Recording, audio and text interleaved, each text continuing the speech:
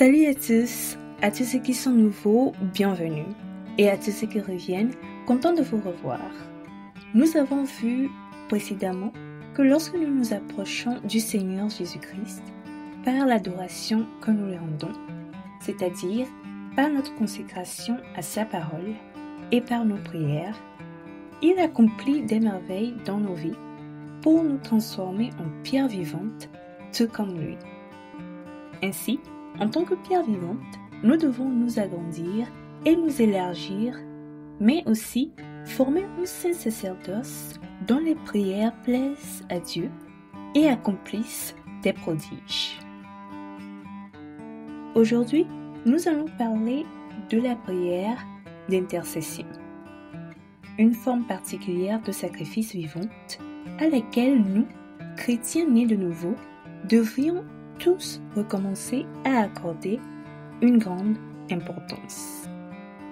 Alors, commençons. Pour la lecture d'aujourd'hui, lisons dans le livre d'Amos, le chapitre 7, du 4e au 6e verset, qui dit « Le Seigneur l'Éternel m'envoya cette vision. Voici le Seigneur l'Éternel proclamait le châtiment par le feu. Et le feu dévorait le grand abîme et dévorait le champ. Je dis, Seigneur éternel, arrête donc. Comment Jacob subsistera-t-il, car il est si faible? L'Éternel se repentit de cela. Cela non plus n'arrivera pas, dit le Seigneur l'Éternel. Amen. Ici, Amos, prophète de Dieu et israélite, déclare que Dieu lui a montré un châtiment par le feu qu'il avait l'intention d'infliger aux Israélites suite à leur rébellion et à leur désobéissance à sa parole.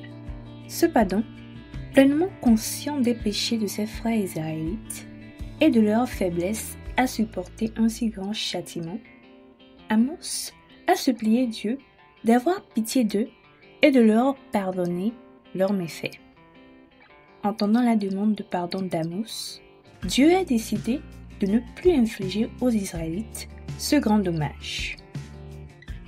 Maintenant, j'aimerais vous poser les questions suivantes. Comprenez-vous ce qui s'est passé? Si oui, qu'a fait Amos et quelle a été la réponse de son acte? Eh bien, ici, Amos a offert un sacrifice vivant à Dieu en intercédant en faveur de ses frères israélites.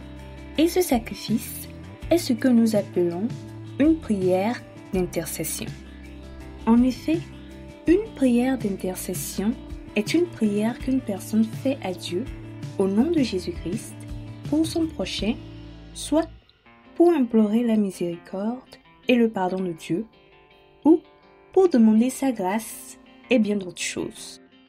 Comme le montre ici Amos, c'est une prière très puissante qui peut améliorer la vie de la personne ou des personnes pour lesquelles vous priez.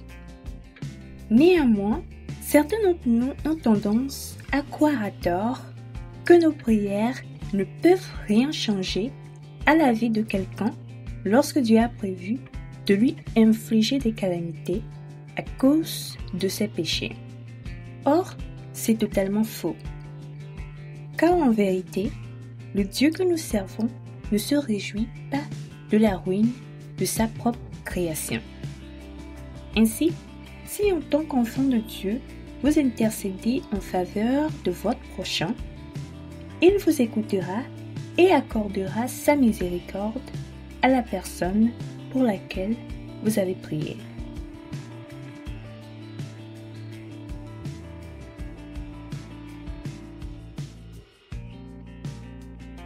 Bien-aimés en Christ, ayant reçu le pardon des péchés et le salut par Jésus-Christ, qui a donné sa vie pour nous et qui, assis à la droite du Très-Haut, continue à intercéder en notre faveur jour et nuit, nous sommes aussi appelés à porter les fardeaux de nos frères et sœurs dans la prière devant Dieu.